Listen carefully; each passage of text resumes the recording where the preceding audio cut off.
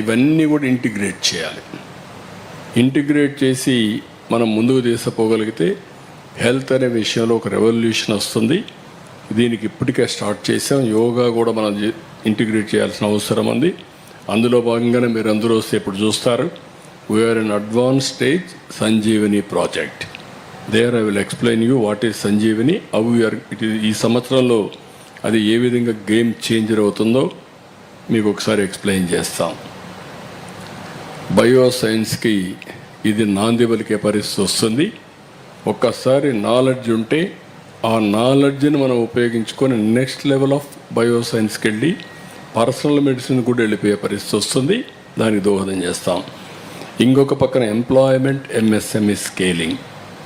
నేను చాలా దీంట్లో, ఎందుకంటే ఎవ్రీవేర్ నా first policy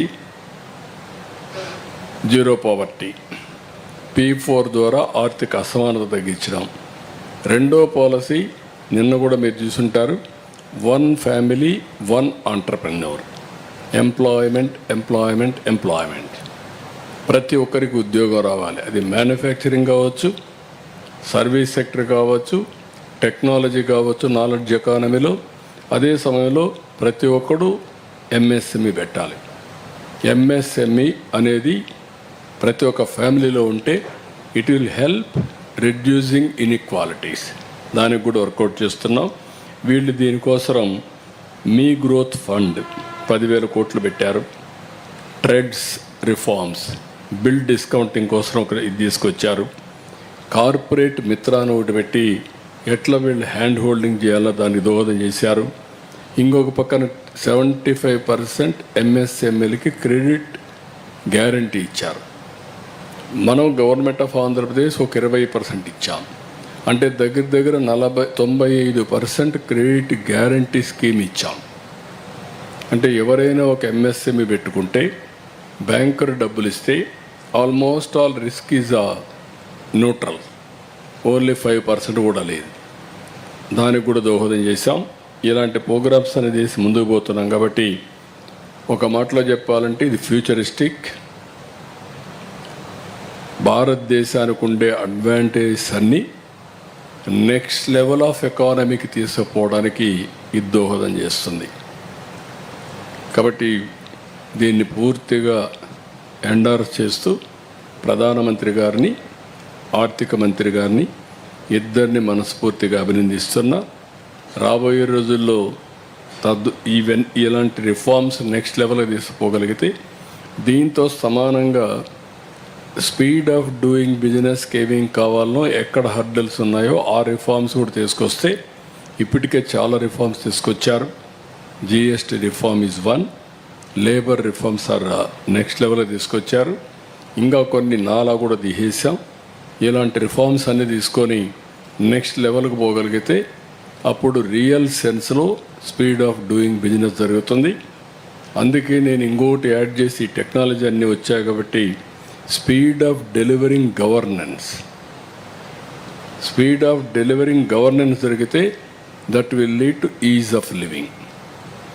speed of doing business, speed of delivering governance, it will lead to ease of living. ఇవన్నీ కూడా ఇంట్రడ్యూస్ చేస్తున్నాం.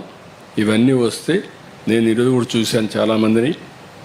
ఏదైతే మేము తీసుకున్న technology adoption, all services WhatsApp గవర్నెన్స్లో 800 సర్వీసులు ఆన్లైన్లో ప్రొవైడ్ చేస్తున్నాం. ఇది టేక్ ఆఫ్ అవుతుంది.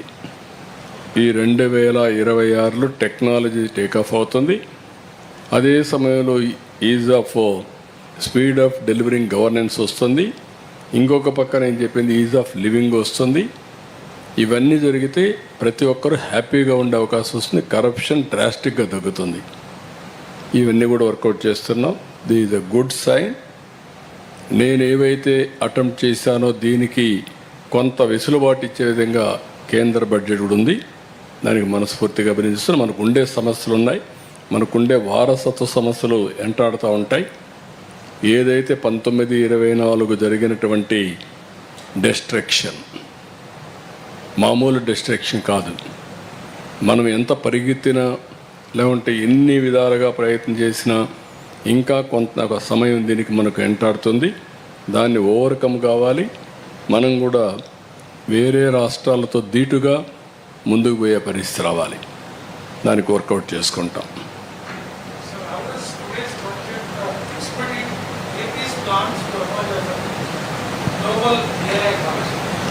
నేను అందుకనే గ్లోబల్ ఏఐ హబ్స్ ఏదైతే నేను మాట్లాడానో అది రిఫ్లెక్ట్ చేసే విధంగా డేటా సెంటర్ని మీరు చూశారు. డేటా సెంటర్ 2047 వరకు సపోర్ట్ చేస్తున్నారు. ట్యాక్స్ ఇన్సెంటివ్స్ ఇవన్నీ ఆటోమేటిక్ ఏఐ వస్తుంది. ఇప్పుడు రేపు రాబోయే రోజుల్లో ఈ నెలలోనే 19వ తారీఖున ఢిల్లీలో గ్లోబల్ ఏఐ కాన్ఫరెన్స్ పెడుతున్నారు. అదే మరి నాకు 14వ తారీఖు 15వ తారీఖు బిల్ గేట్స్ కూడా అమరావతికి వస్తున్నాడు. అంటే ఇవన్నీ కూడా చూస్తే ఆల్మోస్ట్ ఆల్ ఆంధ్రప్రదేశ్లో మైక్రోసాఫ్ట్, బిల్ గేట్స్ మనకు కొన్ని ప్రాజెక్ట్స్ హెల్ప్ చేస్తున్నాడు.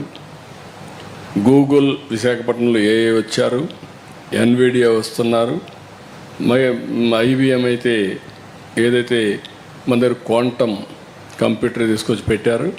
ప్రపంచంలో ఉండే all big companies we are working with them. AI, quantum and also data centres, next generation technologies, everything Andhra Pradesh చిరునవాగా ఉంటుంది. సార్, మరోపక్క రేణిగుంటని ప్రత్యేక రైల్వే జోన్గా ఏర్పాటు చేస్తే రాష్ట్రం మరింత అభివృద్ధి చెందే అవకాశం ఉంది. ఇప్పటికే రేణిగుంటలో రైల్వే జోన్ కాదు కానీ అక్కడ కావాల్సినటువంటి ఒక హబ్ కింద దాన్ని డెవలప్ చేయాలి. మనం కూడా డిస్కస్ చేశాం. తిరుపతి, రేణిగుంట మధ్యలో దానికోసం వర్కౌట్ చేస్తాను. కార్గో కూడా పెడితే మరి కార్గో అన్నీ తీసుకొచ్చి ఒక డిపో కింద తీసుకొచ్చి దాన్ని డెవలప్ చేయాలి. We are working on that. Sir, how are the allocations for irrigation projects in Andhra Pradesh in the union budget? దీంట్లో మామూలుగా కనపడలేదు. ఇదంతా ఇరిగేషన్ వేరేగా ఉంటుంది. ఫోకస్ ఏరియాస్ వరకే చదివాం. రేపు బడ్జెట్ వచ్చినప్పుడు మనకు ఒక ఐడియా వస్తుంది. అవి ఏ విధంగా ముందు తీసుకెళ్తాం.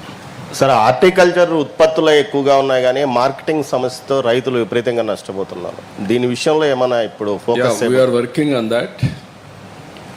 ఇప్పుడు ఉదాహరణ పూర్వోదయ ద్వారా కొంత డబ్బులు ఇస్తామని ఆంధ్రప్రదేశ్ కూడా మెన్షన్ చేశారు. అది ఏ యాంగిల్లో వస్తుందో బడ్జెట్ డీటెయిల్స్ చూడాలి. రెండోది, నేను ఏదైతే హార్టికల్చర్ హబ్ రాయలసీమను తయారు చేయడానికి నెక్స్ట్ లెవెల్కి తీసుకుపోవడానికి ఇప్పుడు ఒక లెవెల్లో ఉన్నాం.